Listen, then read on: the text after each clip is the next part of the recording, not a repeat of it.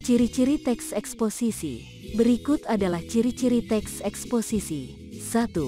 Tujuan yang jelas dan spesifik. Teks eksposisi ditulis dengan tujuan tertentu, seperti menjelaskan konsep, teori, atau fenomena tertentu, memberikan informasi atau fakta tentang suatu topik, atau membahas suatu isu yang sedang hangat.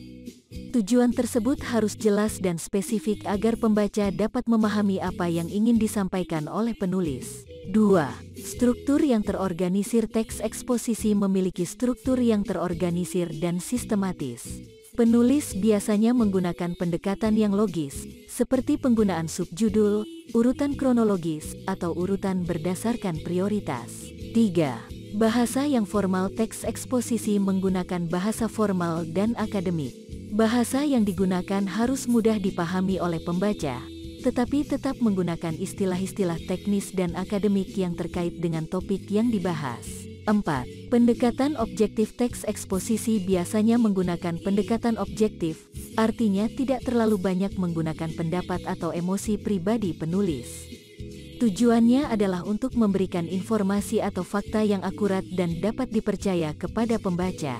5. Menggunakan fakta dan data. Teks eksposisi menggunakan fakta dan data untuk mendukung argumen atau pendapat yang disampaikan. Fakta dan data tersebut harus valid dan dapat dipercaya agar pembaca dapat mempercayai informasi yang disampaikan oleh penulis. 6. Menggunakan gaya bahasa yang konsisten. Teks eksposisi menggunakan gaya bahasa yang konsisten sepanjang teks.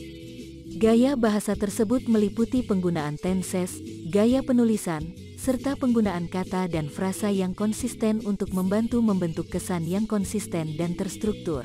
7. Menghindari penggunaan bahasa yang ambigu atau tidak jelas. Teks eksposisi harus menggunakan bahasa yang jelas dan mudah dipahami oleh pembaca. Penggunaan kata-kata atau frasa yang ambigu atau tidak jelas dapat menyebabkan kesalahpahaman dan membingungkan pembaca. 8. Memberikan kesimpulan atau rangkuman. Teks eksposisi biasanya diakhiri dengan kesimpulan atau rangkuman tentang topik yang dibahas. Kesimpulan tersebut dapat membantu pembaca untuk memahami poin penting dari teks eksposisi.